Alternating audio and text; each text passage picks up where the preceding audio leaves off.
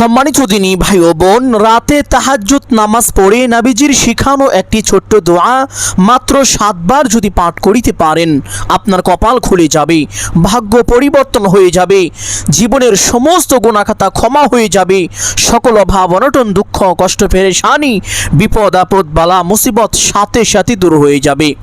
এই আমল করে আপনি আল্লাহ তাআলার কাছে যা চাইবেন আল্লাহ তাআলা আপনাকেই তাই দান করিবেন। যে দোয়াই করবেন আপনার সকল দোয়া আল্লাহ তাআলা সাথে সাথে কবুল আর মঞ্জুর করে নেবেন।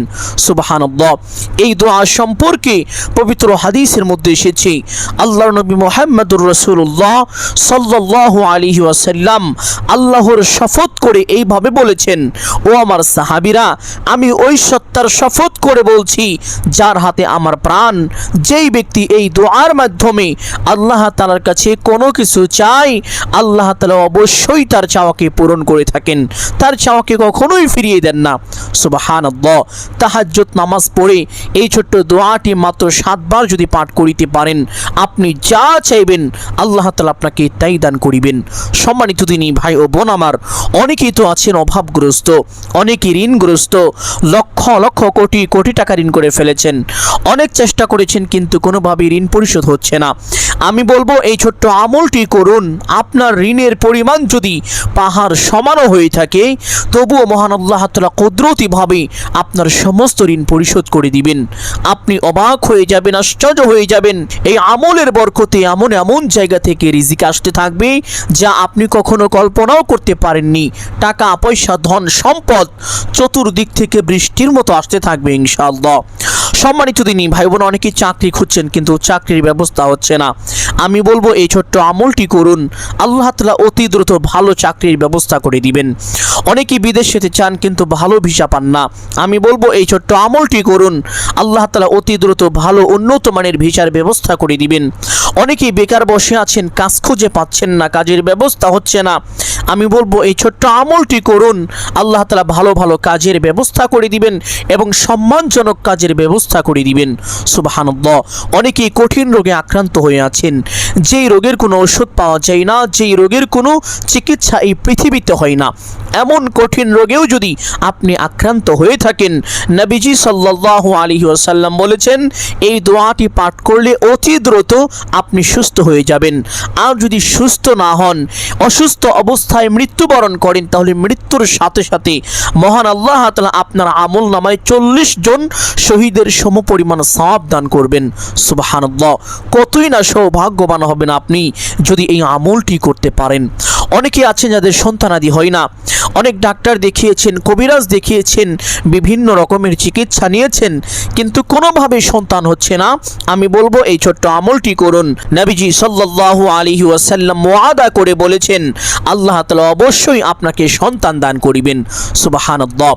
সম্মানিত দিনী ভাই ও বোন আমার, এই আমলটি কখন করিবেন, কিভাবে করিবেন, প্রত্যেকটি বিষয় আপনাদেরকে সুস্পষ্টভাবে বলে দিব। সকলেই গভীর মনোযোগ দিয়ে শুনবেন ইনশাআল্লাহ। এই আমলটি রাতের একটি বিশেষ সময় করবেন। এই সময়ের ব্যাপারে পবিত্র হাদিসের মধ্যে এসেছে, আল্লাহ নবী সাল্লাল্লাহু আলাইহি ওয়াসাল্লাম বলেছেন এই সময় মহান আল্লাহ তাআলা বান্দার অতি নিকটে চলে আসেন তথা প্রথম আসমানে অবতরণ করেন।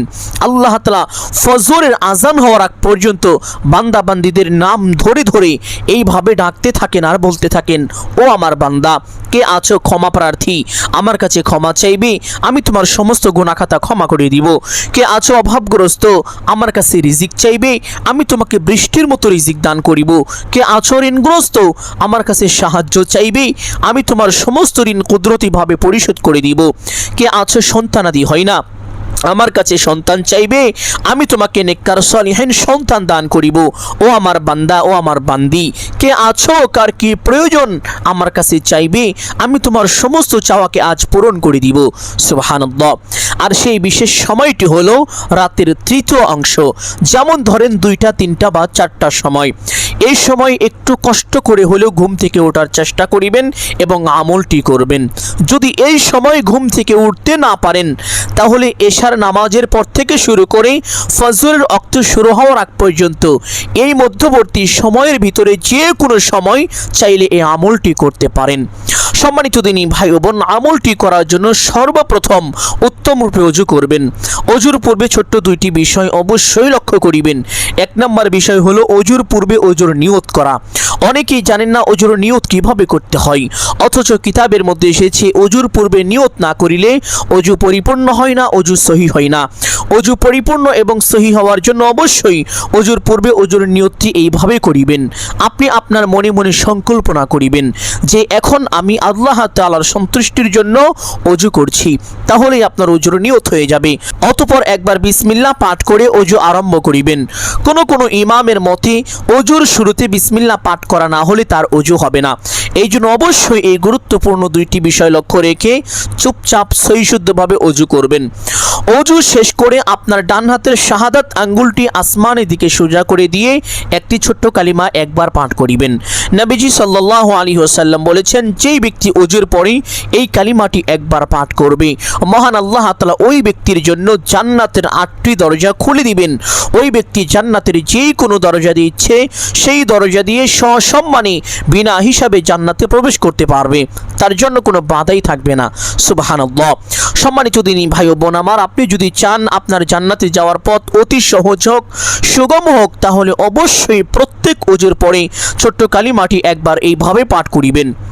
আশহাদু আল্লা ইলাহা ইল্লাল্লাহু ওয়াহদাহু লা শারীকা লাহ ওয়া আশহাদু আন্না মুহাম্মাদান আবদুহু ওয়া রাসূলুহু। কালিমাটি পাঠ করা শেষ করে একটি পবিত্র স্থানে চলে যাবেন। গিয়ে কিবলামুখী হয়ে দাঁড়িয়ে কমপক্ষে 2 রাকাত তাহাজ্জুদ নামাজ পড়বেন।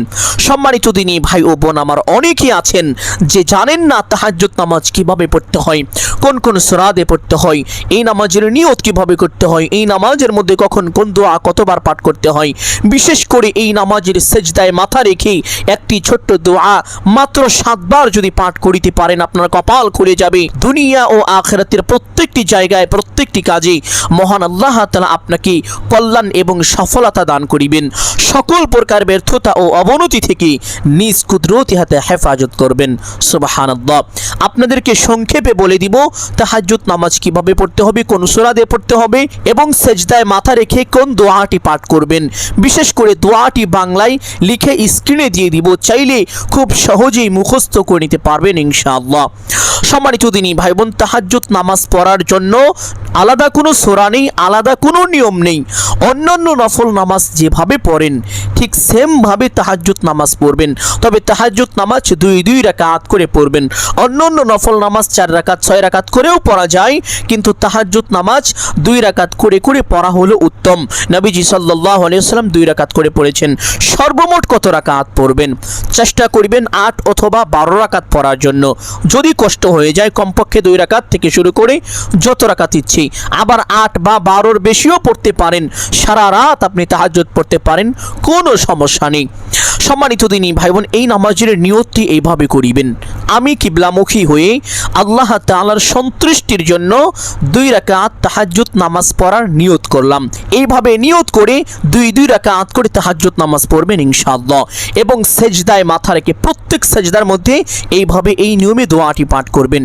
প্রথমে সুবহানা রাব্বিয়াল আ'লা, সেজদার তাসবিহ 3 বার 5 বার অথবা 7 বার পাঠ করিবেন। পাঠ করার পরে মহান আল্লাহ তাআলা এই দোয়াটি পবিত্র কোরআনে সুস্পষ্টভাবে তুলে ধরেছেন। দোয়াটি হলো আল্লাহুম্মা রাব্বানা আতিনা ফিদ দুনিয়া হাসানা। হে আমার প্রতিপালক আল্লাহ, দুনিয়ার সমস্ত কল্যাণ আমাকে দান করুন। ওয়াফিল আখিরাতি হাসানা, আখিরাতেরও সমস্ত কল্যাণ আমাকে দান করুন। ওয়াকিনা আযাবান নার, এবং জাহান্নামের কঠিন ভয়াবহ আযাব থেকে আমাকে হেফাজত করুন। এই ছোট্ট দোয়াটি এইভাবে 7 বার প্রত্যেক সেজদায় মাথা রেখে সেজদার তাসবিহ 3 বার 5 বার বা 7 বার পাঠ করার পরে 7 বার দোয়াটি পাঠ করিবেন। এইভাবে তাহাজ্জুদ নামাজ শেষ করবেন, তাহাজ্জুদ নামাজ শেষ করে সে স্থানে বসে সর্বপ্রথম একটি ছোট্ট ইস্তেগফার পাঠ করিবেন। এই ইস্তেগফারের ব্যাপারে পবিত্র হাদিসের মধ্যে এসেছে, হাদিসটি বর্ণনা করেছেন আল্লাহ নবী সাল্লাল্লাহু আলাইহি ওয়াসাল্লামের আপন চাচাতো ভাই হযরত আব্দুল্লাহ ইবনে আব্বাস রাদিয়াল্লাহু তাআলা আনহু। তিনি বলেন, আল্লাহ নবী সাল্লাল্লাহু আলাইহি ওয়াসাল্লাম বলেছেন, যেই ব্যক্তি দুনিয়ায় বেশি বেশি ইস্তেগফার পাঠ করে আল্লাহ তাআলা তার গুনাহ খাতা মোচন করে দেন, তার অভাব অনটন দূর করে দেন এবং আল্লাহ তাআলা তাকে এমন এমন জায়গা থেকে রিজিক দান করে থাকেন যা সে কখনো কল্পনাও করতে পারে না। সুবহানাল্লাহ। সম্মানিত দিনী ভাই বোন, আপনি যদি আল্লাহ তাআলার পক্ষ থেকে অকল্পনীয়ভাবে রিজিক পেতে চান তাহলে উঠতে বসতে চলতে ফিরতে যখনই সময় পাবেন ইস্তেগফারটি বেশি বেশি পাঠ করিবেন। ইস্তেগফারটি হলো আস্তাগফিরুল্লাহাল্লাযী লা ইলাহা ইল্লা হুয়াল হাইয়ুল কাইয়্যুম ওয়া আতুবু ইলাইহি। ইস্তেগফারটি আমলের সময় কমপক্ষে 3 বার পাঠ করিবেন। যদি এই ইস্তেগফারটি না পারেন তাহলে এই ছোট্ট ইস্তেগফার, আস্তাগফিরুল্লাহাল আযীম ইন্নাল্লাহা গফুরুর রহিম। ইস্তেগফারটি 3 বার পাঠ করার পরে একটি ছোট্ট দুরূদ পাঠ করিবেন। নবীজি সাল্লাল্লাহু আলাইহি ওয়াসাল্লাম বলেছেন, যেই ব্যক্তি আমি রাসূলের উপরে একবার দুরূদ পাঠ করে মহান আল্লাহ তাআলা ওই ব্যক্তির উপরে সাথে সাথে কমপক্ষে 10টি রহমত নাজিল করেন, তার আমল নামায় কমপক্ষে 10টি নেকি দান করেন, তার জীবন থেকে কমপক্ষে 10টি গুনাহ খাতা ক্ষমা করে দেন, তার মর্যাদাকে কমপক্ষে 10 গুণ বৃদ্ধি করে দেন। সুবহানাল্লাহ। শুধু তাই নয়, যেই ব্যক্তি নবীজির উপরে একবার দুরূদ পাঠ করে মহান আল্লাহ তাআলা ওই ব্যক্তির মনের বড় বড় 10টি আশা বাসনা সাথে সাথে পূরণ করে দেন এবং তাকে বড় বড় 10টি বিপদ থেকে নিজ কুদরতি হাতে হেফাজত করেন। বিপদ যদি থেকেও থাকে আল্লাহ তাআলা সাথে সাথে তা দূর করে দেন। সুবহানাল্লাহ। সম্মানিত দিনী ভাই বোন, দুরূদটি আপনাদেরকে বলে দিব। দুরূদটি হলো শ্রেষ্ঠ দুরূদ, দুরূদ ইব্রাহিম। মানুষ নামাজের মধ্যে যেই দুরূদ পড়ে এই দুরূদটি, আল্লাহুম্মা সাল্লি আলা মুহাম্মদ ওয়া আলা আলি মুহাম্মদ কামা সাল্লাইতা আলা ইব্রাহিম وعلى آل إبراهيم إنك حميد مجيد اللهم بارك على محمد وعلى آل محمد كما باركت على إبراهيم وعلى آل إبراهيم إنك حميد مجيد। যদি এই দুরূদটি পাঠ করিতে না পারেন, কষ্ট হয়ে যায়, তাহলে ছোট্ট দুরূদ সাল্লাল্লাহু আলাইহি ওয়াসাল্লাম অথবা যে কোনো একটি দুরূদ মহব্বতের সাথে সহি শুদ্ধ করে কমপক্ষে 3 বার পাঠ করিবেন। দুরূদ বেশি পাঠ করলে কোনো সমস্যা নেই, যত বেশি পারেন তত বেশি পাঠ করবেন, তত বেশি উপকৃত হবেন। তবে সর্বনিম্ন আমলের সময় 3 বার অবশ্যই পাঠ করিবেন। দুরূদটি পাঠ করা শেষ করে একটি ছোট্ট দোয়া পাঠ করিবেন। এই দোয়ার ব্যাপারে পবিত্র হাদিসের মধ্যে এসেছে, নবীজি সাল্লাল্লাহু আলাইহি ওয়াসাল্লাম বলেছেন, এই ছোট্ট দোয়াটি হলো 70টি রোগের মহা ঔষধ, আর তার মধ্যে সবচেয়ে ছোট রোগ হলো বান্দার অভাব অনটন। সম্মানিত দিনী ভাই বোন, আপনার শরীরের মধ্যে অনেক বড় বড় রোগ আছে, এমনকি আপনি কুষ্ঠ রোগেও যদি আক্রান্ত হয়ে থাকেন তবুও মহান আল্লাহ তাআলা এই দোয়ার বরকতে আপনার সেই কুষ্ঠ রোগ দূর করে দিবেন। এবং আপনার সবচেয়ে ছোট রোগ হলো অভাব অনটন। আপনি যদি অভাবের মধ্যে থাকেন তাহলে আল্লাহ তাআলা সাথে সাথে অভাব অনটন দূর করে দিবেন। সুবহানাল্লাহ। শুধু তাই নয়, এই দোয়ার ব্যাপারে আরেকটি হাদিসের মধ্যে নবীজি বলেছেন, ও আমার সাহাবীরা, তোমরা কি জান্নাতের গুপ্তধন সম্পর্কে জানতে চাও? সাহাবীরা বললেন, ইয়া রাসূলুল্লাহ, আমরা অবশ্যই জানতে চাই। নবীজি বললেন, ও আমার সাহাবীরা, তাহলে তোমরা পড়ো লা হাওলা ওয়ালা কুওয়াতা ইল্লা বিল্লাহ। লা হাওলা ওয়ালা কুওয়াতা ইল্লা বিল্লাহ হলো 70টি রোগের মহা ঔষধ। এই ছোট্ট দোয়াটি মহব্বতের সাথে সহি শুদ্ধ করে 70 বার পাঠ করিবেন। লা হাওলা ওয়ালা কুওয়াতা ইল্লা বিল্লাহ একবার পাঠ করলে 70টি রোগ দূর হয়ে যাবে। এভাবে সহি শুদ্ধ করে 70 বার দোয়াটি পাঠ করার পরে একটি ছোট্ট তাসবিহ পাঠ করিবেন। এই তাসবিহের ব্যাপারে পবিত্র হাদিসের মধ্যে নবীজি সাল্লাল্লাহু আলাইহি ওয়াসাল্লাম বলেছেন, যে কোনো ব্যক্তি যদি গুনাহ করতে করতে তার গুনাহের পরিমাণ সমুদ্রের ফেনা রাশিও করে ফেলে, যদি সে এই তাসবিহটা 100 বার পাঠ করে, সুবহানাল্লাহি ওয়া বিহামদিহি। তাহলে সাথে সাথে মহান আল্লাহ তাআলা তার জীবনের যৌবনের সমস্ত গুনাহ ধুয়ে মুছে সাফ পরিষ্কার পরিচ্ছন্ন করে তাকে নিষ্পাপ মাসুম বানিয়ে দিবেন। সুবহানাল্লাহ। এই জন্য সম্মানিত দিনী ভাই বোন, আল্লাহকে সন্তুষ্টি করার উদ্দেশ্যে জীবনের গুনাহগুলো ক্ষমার আশায় তাসবিহটি 100 বার পাঠ করিবেন। তাসবিহটি পাঠ করা শেষ করে একটি ছোট্ট দোয়া পাঠ করিবেন। এই দোয়ার ব্যাপারে পবিত্র হাদিসের মধ্যে এসেছে, একবার আল্লাহর নবী মুহাম্মদুর রাসূলুল্লাহ সাল্লাল্লাহু আলাইহি ওয়াসাল্লাম মসজিদে নববীর পাশের একটি রাস্তা দিয়ে হেঁটে যাচ্ছিলেন। যাওয়ার পথে দেখতে পারলেন যে নামাজের সময় হয়নি। এমন সময় একজন সাহাবী চেহারা মলিন করে মসজিদের মধ্যে বসে আছে। নবীজি সাল্লাল্লাহু আলাইহি ওয়াসাল্লাম ওই সাহাবীর কাছে চলে গেলেন, গিয়ে জিজ্ঞেস করলেন, তুমি কি আবু উমামা? সাহাবী রাদিয়াল্লাহু তাআলা আনহু উত্তরে বললেন, ইয়া রাসূলুল্লাহ সাল্লাল্লাহু আলাইহি ওয়াসাল্লাম, আমি আপনার সাহাবী আবু উমামা। নবীজি বললেন, ও আবু উমামা, এখনো তো নামাজের সময় হয়নি, তাহলে তুমি এমন সময় কেন মসজিদের মধ্যে চেহারা মলিন করে বসে আছো? আবু উমামা রাদিয়াল্লাহু তাআলা আনহু নবীজিকে দেখে চোখের পানি আর ধরে রাখতে পারলেন না, তিনি কেঁদে ফেললেন।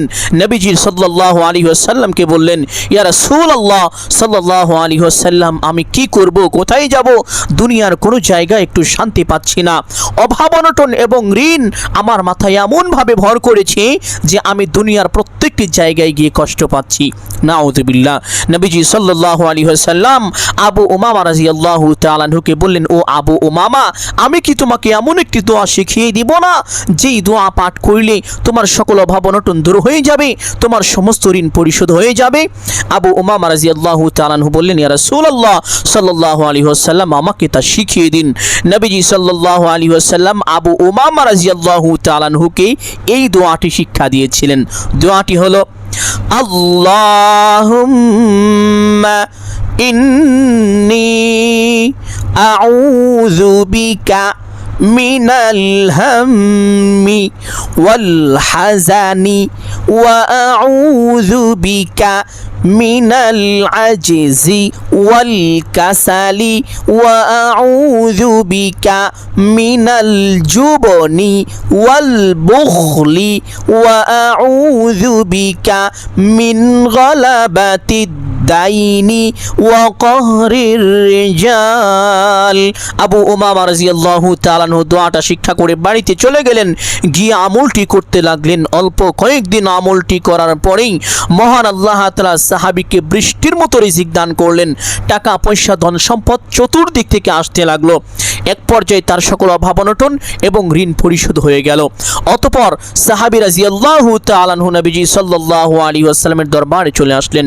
এসে আরজ করলেন, ইয়া রাসূলুল্লাহ সাল্লাল্লাহু আলাইহি ওয়াসাল্লাম, আপনি আমাকে যে দোয়াটি শিক্ষা দিয়েছিলেন আমি এই দোয়ার আমল করেছি। মহান আল্লাহ তাআলা এই অল্প কিছুদিনের মধ্যেই আমার সকল অভাব অনটন দূর করেছেন, সমস্ত ঋণ পরিশোধ করে দিয়েছেন, এমনকি আমার উপরে যাকাত পর্যন্ত ফরজ করে দিয়েছেন। সুবহানাল্লাহ। আপনিও যদি এই ছোট্ট দোয়াটি উঠতে বসতে চলতে ফিরতে বেশি বেশি পাঠ করিতে পারেন, অভাব অনটন আপনার ধারের কাছেও আসতে পারবে না। যদি ঋণগ্রস্ত হয়ে থাকেন, আল্লাহ তাআলা কুদরতিভাবে অতি দ্রুত আপনার সমস্ত ঋণ পরিশোধ করে দিবেন। সুবহানাল্লাহ। সম্মানিত দিনী ভাই বোন, দোয়াটি আমলের সময় কমপক্ষে 7 বার পাঠ করিবেন। এই দোয়াটি পাঠ করার পরে সেই বিশেষ দোয়াটি পাঠ করিবেন যেই দোয়ার ব্যাপারে পবিত্র হাদিসের মধ্যে এসেছে, নবীজি সাল্লাল্লাহু আলাইহি ওয়াসাল্লাম আল্লাহর শপথ করে এইভাবে বলেছেন যে, আমি ওই সত্তার শপথ করে বলছি যার হাতে আমার প্রাণ, যেই ব্যক্তি এই দোয়ার মাধ্যমে আল্লাহ তাআলার কাছে কোনো কিছু চায়, আল্লাহ তাআলা অবশ্যই তাকে তা দান করে থাকেন। সুবহানাল্লাহ। আর সেই দোয়াটি এখন আপনাদেরকে বলে দিব। এই দোয়াটি হলো দোয়া কবুলের একটি বিশেষ দোয়া। এই দোয়াটি পাঠ করে যে কোনো দোয়া করলে সেই দোয়া আল্লাহ তাআলার দরবারে পৌঁছে যায় আর সেই দোয়া কবুল আর মঞ্জুর হয়ে যায়। সুবহানাল্লাহ। দোয়াটি হলো, আল্লাহুম্মা ইন্নী আসআলুকা বিআন্নী আশহাদু আন্নাকা আনতাল্লাহু লা ইলাহা ইল্লা আনতা আহাদুস সামাদুল্লাযী লাম ইয়ালিদ ওয়া লাম ইউলাদ ওয়া লাম ইয়াকুল লাহু কুফুয়ান আহাদ। দোয়াটি এইভাবে 7 বার পাঠ করিবেন। পাঠ করার পরে দোয়ায়ে ইউনুস অত্যন্ত সহজ এবং খুবই ছোট একটি দোয়া, আমরা সকলেই পারি। এই দোয়াটি 40 বার পাঠ করিবেন। নবীজি সাল্লাল্লাহু আলাইহি ওয়াসাল্লাম বলেছেন, যেই ব্যক্তি অসুস্থ অবস্থায় এই দোয়াটি 40 বার পাঠ করবে সে অতি দ্রুত সুস্থ হয়ে যাবে।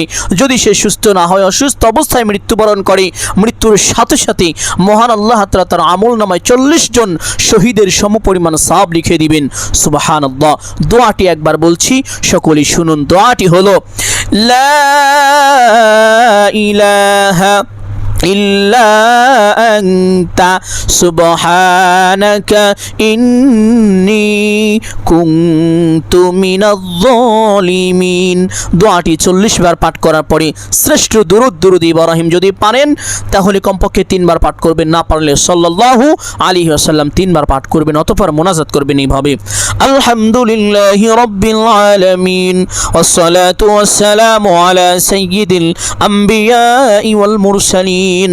এই দুইটি বাক্য বলার পরে যা কিছু প্রয়োজন সমস্ত কিছু আল্লাহ তাআলার কাছে চাইবেন। চাওয়া শেষ করে একবার বলবেন, হে আল্লাহ, আপনার হাবিবের উসিলা করে আমার দোয়া মোনাজাত কবুল আর মঞ্জুর করে নিন। অতঃপর 3 বার বলবেন আমিন আমিন আমিন বিরহমাতিকা ইয়া আরহামার রাহিমিন। মোনাজাত শেষ করে একবার পড়বেন সাল্লাল্লাহু আলাইহি ওয়াসাল্লাম। সাথে সাথে আপনার দোয়া আল্লাহ তাআলার আরশে আজমে পৌঁছে যাবে, আপনার দোয়া কবুল আর মঞ্জুর হয়ে যাবে। এইভাবে যদি আমলটি করতে পারেন আপনার সকল অভাব অনটন দূর হয়ে যাবে। ঋণের পরিমাণ যদি পাহাড় সমান হয়ে থাকে তবুও তা কুদরতিভাবে পরিশোধ হয়ে যাবে। সুবহানাল্লাহ।